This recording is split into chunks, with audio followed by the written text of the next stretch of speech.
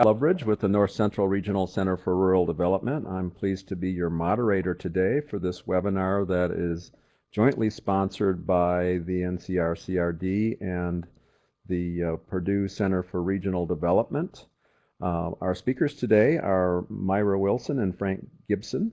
Myra is Program Director for the Albert Enterprise Center at The Ohio State University Marion Campus, which is part of Ohio State Extension's Community Development Program area. Frank is Program Manager for Albert Enterprise Center, and together both of them have decades of workforce development experience, and I think you'll enjoy what they have to say about this topic. And so if you've got questions during the webinar, I'll be monitoring the chat box. Please enter your questions as they come to mind, and we'll make sure that the presenters address them. With that, I'm going to turn it over to Frank and Myra. Good afternoon, everyone. Thank you for joining our webinar today. This is Myra, and you will be hearing from Frank here in just a moment. We're going to be switching off our microphones. We're in the same office, so we were getting some feedback if we were both on at the same time. I see Godwin is on. Hello there, Godwin. Thanks for joining. And I'm not sure where everyone else is from, but we really appreciate your tuning in to listening to us today. So what we're going to be talking about is the efforts that we have as the Albert Enterprise Center through Ohio State and Extension have undertaken in our rural area to gather industrial skill requirements so that we can help the manufacturers turn the labor pool, which is large, but not necessarily the right skills, turn them into the talent pool.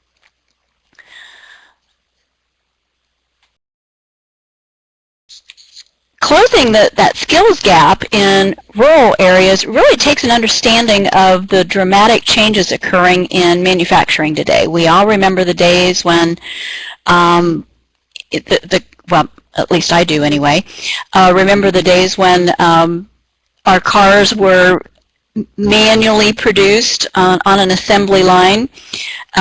Kids could leave school at 16 or 18 and go to work in factories because the work was routine and didn't require any training except on-the-job training.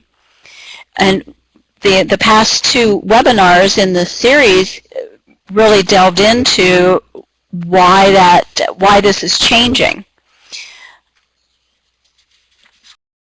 The unskilled laborers with little or no training are now facing more sophisticated factory environments where robots perform that routine manual labor. Employers really don't need as much of those hands-on people.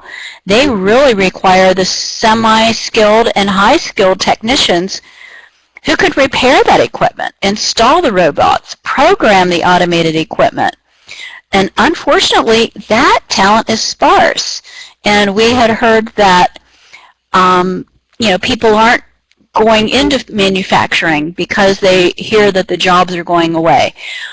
Well, the jobs are less, there are fewer jobs in manufacturing, but they're much more highly technical. So we need to get people trained into doing the more technical aspects of manufacturing.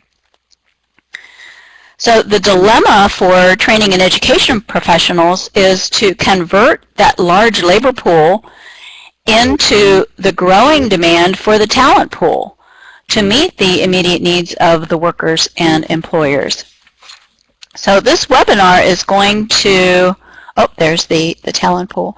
This webinar is going to explain the talent pool funnel that Frank sketched out and developed as he was talking with manufacturers and employers about what they did to create their talent pool. It will also describe the steps that we in the Albert Enterprise Center, we're located in rural Marion County, were the steps that we're taking to gather workforce data from employers through a collaboration with rural economic development offices in 4 counties, the manufacturers located in those counties, and the educational institutions equipped to train those workers. So first, a little bit about us. We were founded in 1996 as a workforce development center charged with working with economic development offices. As Scott had mentioned, we're now part of the OSU Marion Campus Administration as well as Ohio State Extension through Community Development Program area. Within the last 3 years, we have transformed from a workforce development center into an organization development consulting so that we can enable employers of all kinds to build their internal strengths and overcome obstacles in the areas of continuous improvement, leadership development, and innovative culture. Workforce development is still our core business, and we have several clients for whom we provide workforce development training throughout Ohio, and they're mainly in manufacturing. Frank's background and my background, both before we joined Ohio State, both in manufacturing. So this is our heart. In June of 2014, we received an Ohio State University Outreach and Engagement Seed Grant. The title of our project is Planning Foundation for Development of Skilled Workforce for Advanced Manufacturing. As we were researching advanced manufacturing career pathways a couple of years ago, we discovered that the Department of Ed and the Board of Regents in Ohio had career pathways in manufacturing. The employers who were invited to give input were from the major areas of the state. When I looked at all the background when the career pathways were developed, I did not find any representation from our rural region. So our manufacturers did not have a voice in what this meant. So Frank and I decided that this is what we really needed to focus on. So I'm going to turn the mic over to Frank now, and he's going to explain the project.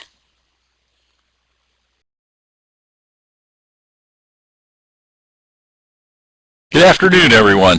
I hope you can hear me okay. And as Myra said, with 2 of us in the same office, we were getting a little feedback. So hopefully with her muted, you guys are hearing us loud and clear.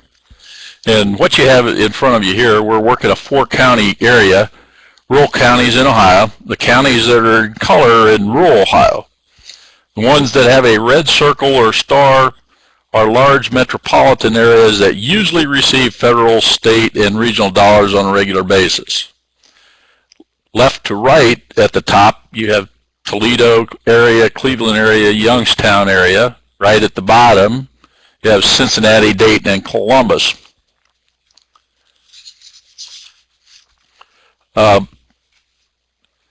You will note on this graph that the large employers over 500 who have the strongest voice in the state are the smallest segment of our region. We wanted to give a voice to all of the manufacturers who create the biggest economic impact within 50 miles of Marion. The graph reads from the top center moving clockwise, and the legend follows the clockwise movement. So if you start with the orange number 5 and work your way around clockwise, your legend off to the right follows that. So it gives you an idea of what we're faced with in the Marion and surrounding county area. 208 employers with 1 to 4 employees, and then you go up from there, and your pie chart increases or decreases as it increases employment.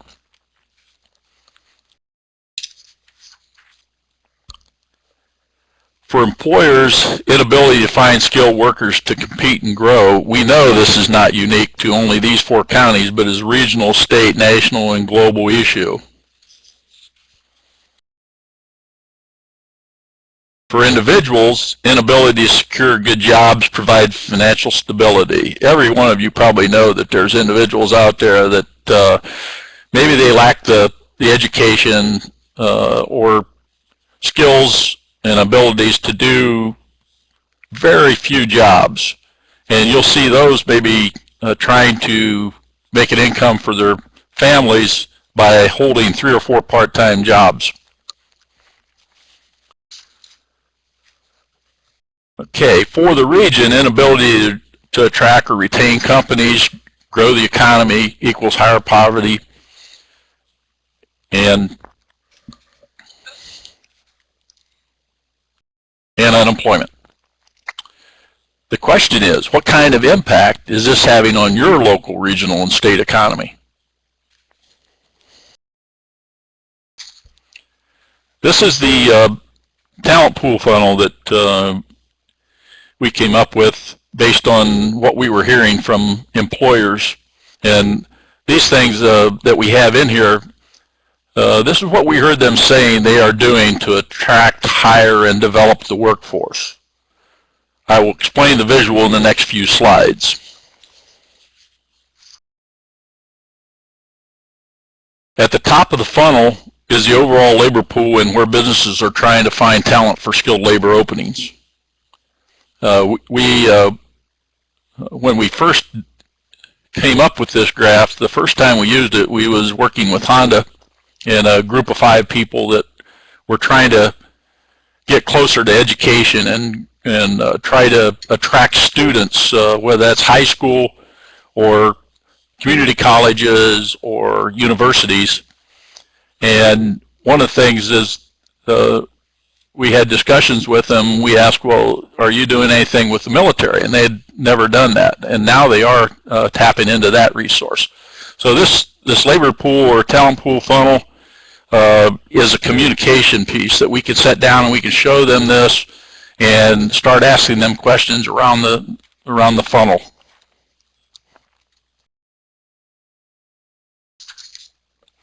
The outer left side of the funnel are the employer's responsibilities or what they have committed to doing to attract, hire, and retain their employees. So a number of things out to the left there is we're taking a look at their hiring processes, whether we're asking them questions like, do you serve on advisory boards? Basically, those things are connections with education. And then 2, to retain those employees, what kind of culture do you have within your organization?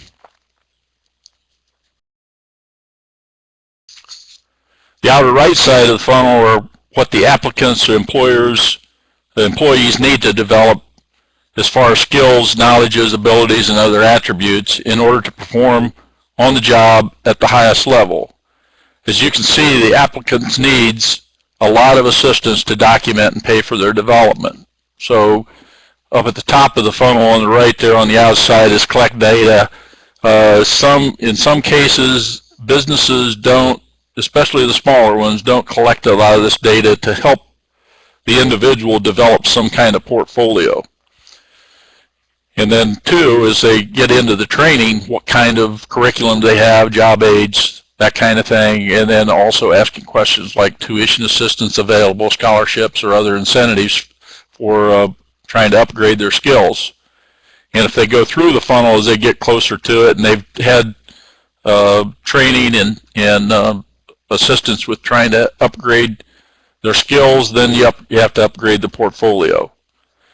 So you also looking at wage and benefit packages and asking them about how their performance reviews relate to trying to improve their skill sets.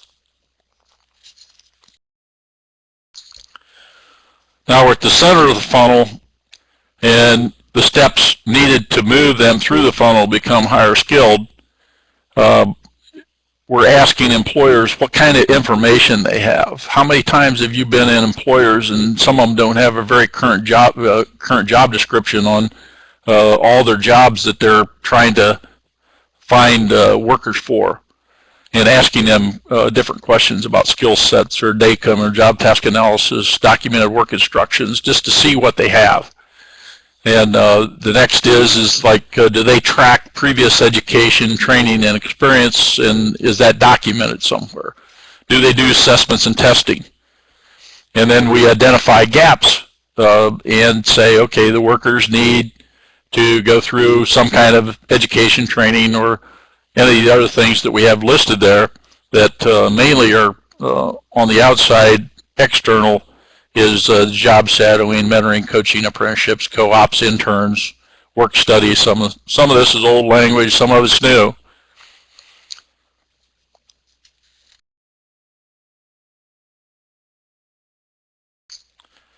Once the individual completes the steps needed, offered by their business or employer, they will become a part of the talent pool.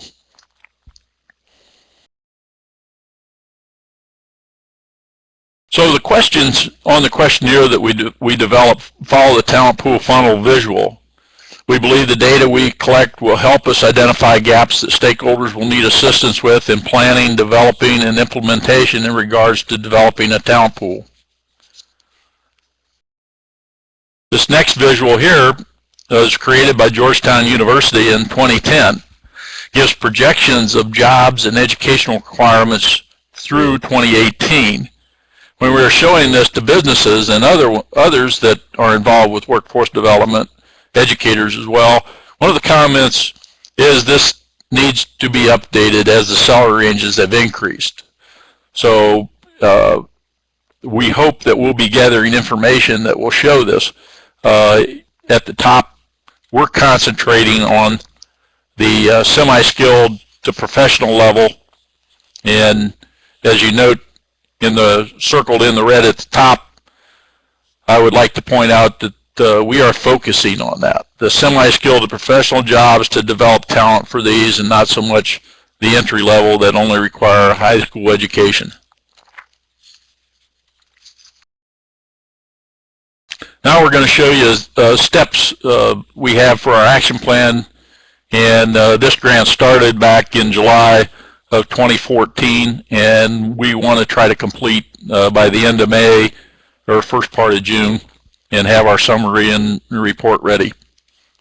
The first step is secure partners, partner with county economic development and educators.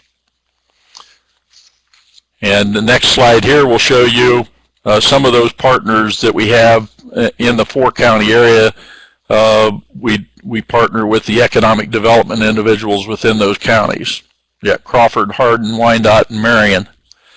Our economic development partners in each of the 4 counties, as they have access to business leaders at the highest level, and by going through our economic development personnel, we believe it will increase our response rate and open the doors for future data collection. Sometimes the counties are doing BR&E activities, and this is looked at as part of BR&E. Past BR&E studies have shown the need for skilled labor in almost every county that is showing up here, and I'm sure other counties around the state are faced with the same issues. And the next slide will be our educational partners. Example, these are in Marion County, and of course we have Ohio State University Marion, we have Marion Harding Schools, City Schools, Marion Technical College, which we're co-located with, and then just down the road we got Tri-Rivers Career Center, and their new Ramtech Career Center stands for Robotics Advanced Manufacturing Technical Education Center. These partners are critical because we don't do the actual training. We partner with these educational institutions to help the businesses. We'll steer them in that direction, or we'll help them set it up and take care of that. The Ramtech one you see there received a lot of state recognition when they opened that up, and they're now holding a $15 million grant that 8 more Ramtech centers will be started in the state, and each of those will have to mirror what is going on at that Ramtech and Tri-Rivers Career Center. So instructors will come in there to be certified to be able to instruct because their requirements of, let's say, FANUC robots, they give them the curriculum to certify the students, whether that's high school students or adults. There are also other partners, suppliers of equipment that are part of this are ones like Motoman, again, robotics. You have Allen Bradley in electrical, electronics, and paneling. Parker for hydraulics, pneumatics, fluid power type things. So there's quite a few partnerships that evolved around this, and they'll replicate it around the state in those 8 centers. Economic development helped us pick and schedule face-to-face meetings with businesses to pilot our questionnaire. We developed a survey based on the talent pool funnel. We beta tested, we was looking at 2 counties, companies per county, and we've currently have 7 businesses that we've surveyed, and we input the data into our, we're using SurveyMonkey as a tool, and based on how they answered and responded to the questions, we've made some revisions, and the input from them really helped us do that. Our next step is to basically take it and give it back to the economic development, the actual link that companies can go online and fill that out, or some economic development people may determine that they want to use it as part of BR&E and some face-to-face meetings and going over the survey with them. Types of questions that we were asking are wage and benefit, vacancy projections, not just new or retained jobs, but vacancies included in replacement jobs. Also recruiting questions, documentation of skills, what types of assessments they use, and career resources. The next step is after the questionnaire, we'll pick a couple of businesses that we believe has good data, like job descriptions, a current job description, has done job task analysis or a DACOM or job profiling, has excellent documented work instructions. We will input this data that we collect into a proprietary talent management software called Taligence.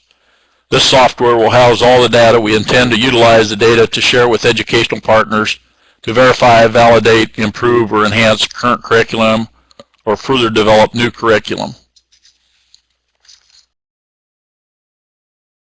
This curriculum, along with labs and instructors, in some cases hands-on training at work sites, will give students or participants current and future knowledge and skills required for the advanced manufacturing jobs.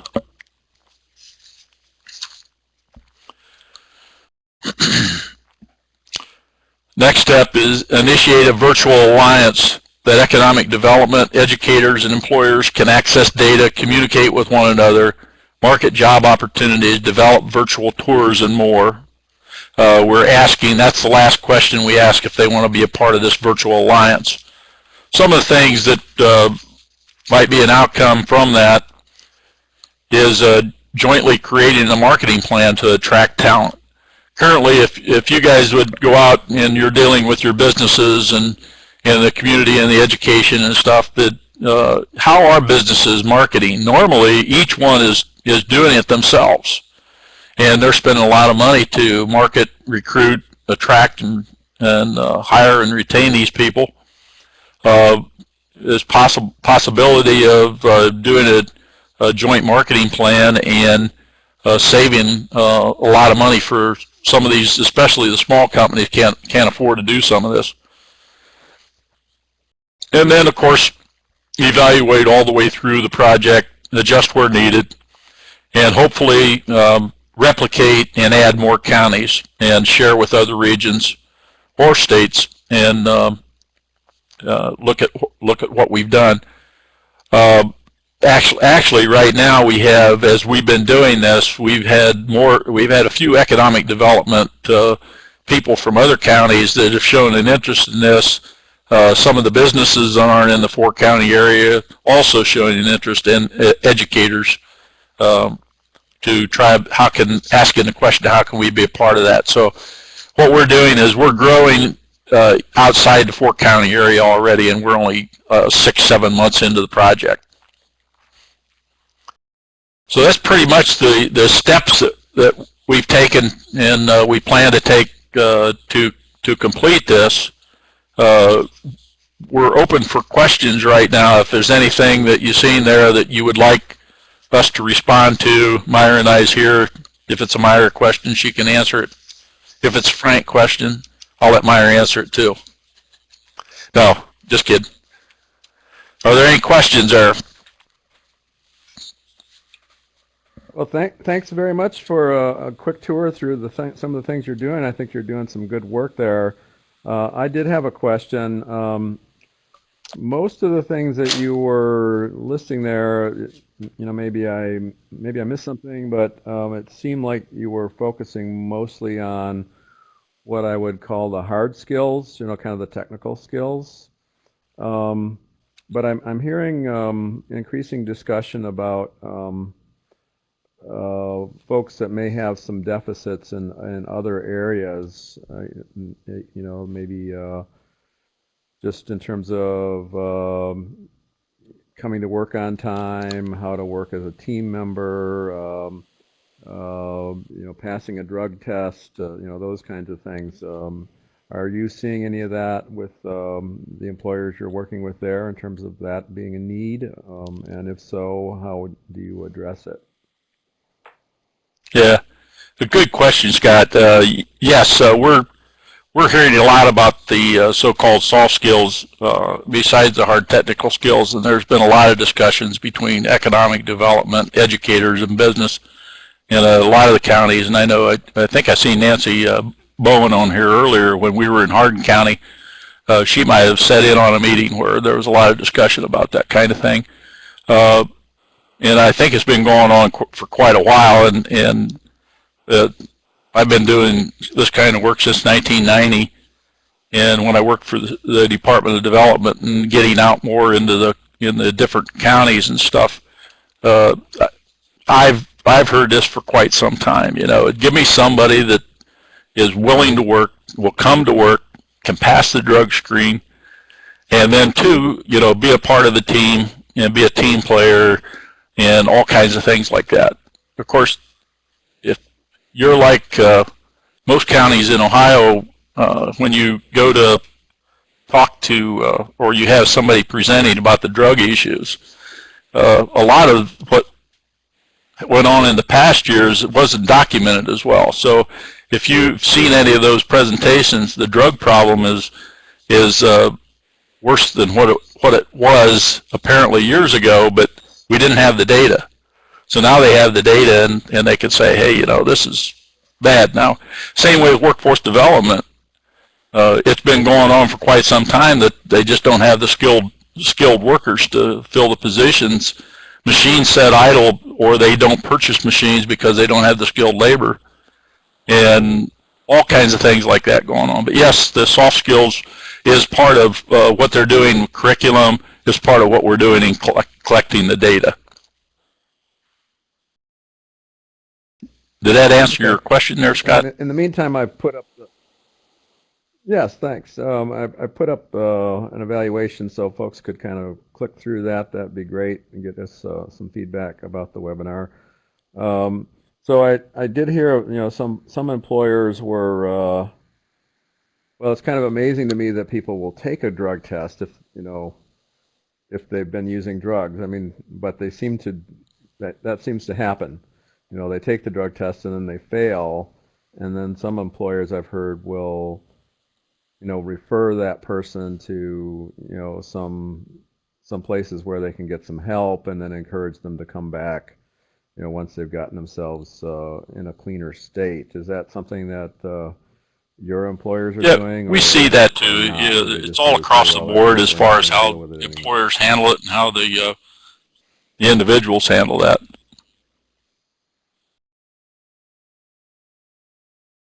Yeah. So is that Any other effective questions? to kind of work with somebody to try? Is it effective in your opinion to work with somebody that's got that issue? I guess again, it's according to who you talk to in the business world. You know, it's like you're hearing all across the board again that we've done that, and we've got some good results and we got some bad results. You know, somebody shows me some numbers, then I could give you some numbers. Maybe somebody has it. Maybe somebody out there in the audience knows where we can get a hold of those numbers so we can throw those up in front of employers at different times. But it's not I guess Yeah. some do, some don't. Here's an example of one I heard at Northwestern Ohio Economic Development session about a year or so ago. Is one of the construction representatives that was on the panel up front. They was talking about the drug issues, and he said, you know, it's a big issue, and he said one of the employers that I know lowered the bar, and they done away with their drug screen. Now, what do you think about that? So when he made that statement, it was just like the room started buzzing a little bit. But you know, and I heard rumors that one employer said, "Well, we'll allow marijuana, but anything other than that, we won't employ you." So you know I'm not sure what goes on out there in you know, as far as rehab and different things. I hope they're not operating heavy equipment at that place. Yeah, this was a machine shop. Anyway, That was a machine shop. oh my gosh. So yeah. Oh wow. Yeah. Yeah. So I guess you're gonna maybe go back in a few months and count everybody's fingers and see how many fingers they have then. Yeah, I don't have a clue. It's scary. I mean, it's scary that those people are working machinery. If it's construction or whether it's machinist, and it's not just them. Yeah. It's the workers around them. So. Yeah, I think that would be that employer might be looking at higher, disability insurance down the road. Yep. Okay, well that's very helpful. So is this something that's, you know, the strategies that you're using, is it something that's exportable to other states if, you know, folks wanted to get, you know, some of this expertise? Could they, you know, could they work with you and you know, figure out a way to get you to do some of it elsewhere, or is it, are you pretty much focused on your area? No, it will be open. Once we complete the project, we have to give a summary to our grantee and or grantor, and that will probably be posted definitely, and we'll have some kind of a information that'll be in a nice little wrap up. But yes, if somebody's interested and they want to discuss what we're doing in more detail, yeah. Meyer just threw up on the screen that there's our phone number and also our email addresses. If you have any questions, we'll be glad to share the questionnaire once we get it in our final version before we send it to the masses. Oh, great. Well, you know, just want to alert everybody on the line that we you know, do the center occasionally does help provide some resources to bring programs across state lines. So be thinking about that as well.